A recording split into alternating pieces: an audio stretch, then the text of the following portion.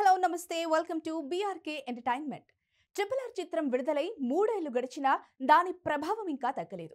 తాజాగా లండన్లోని చారిత్రాత్మక రాయల్ ఆల్బర్ట్ హాల్లో జరిగిన లైవ్ కాన్సర్ట్లో ఎన్టీఆర్, రామ్ చరణ్లు పాల్గొని ప్రేక్షకులను మంత్రముగ్ధులను చేశారు. ఈ వేడుకలో వారి స్నేహబంధం మరోసారి హైలైట్ అయింది. మరి ఈ ప్రత్యేక కార్యక్రమంలో ఏం జరిగింది ఇప్పుడు చూద్దాం రండి.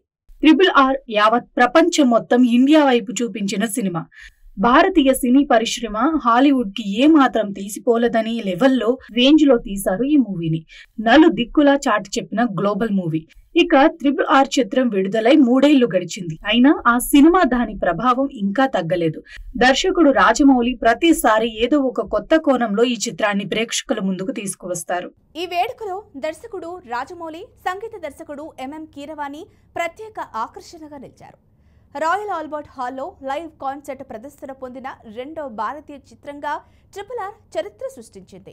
తాజాగా లండన్లోని చారిత్రాత్మక రాయల్ ఆల్బర్ట్ హాల్లో జరిగిన లైవ్ కాన్సర్ట్ లో ట్రిపుల్ ఆర్ చిత్రం మరోసారి సంచలనం సృష్టించింది. ఈ కార్యక్రమంలో ఎన్టీఆర్, రామ్ చరణ్లు కలిసి పాల్గొని వారి మధ్య ఉన్న స్నేహబంధాన్ని మరోసారి ప్రదర్శించారు. ప్రతి ట్రిపుల్ ఆర్ కార్యక్రమంలో వీరిద్దరూ కలిసి కనిపించడం, వారి స్నేహాన్ని హైలైట్ చేయడం అభిమానులకు ముచ్చట పెడుతుంది. గతంలో కూడా అదే వేదికపై ఎస్ఎస్ రాజమౌళి దర్శకత్వంలో వచ్చిన బాహుబలి 2 ది కన్క్లూజన్ చిత్రం కూడా ఇదే వేదికపై ప్రదర్శితమైంది.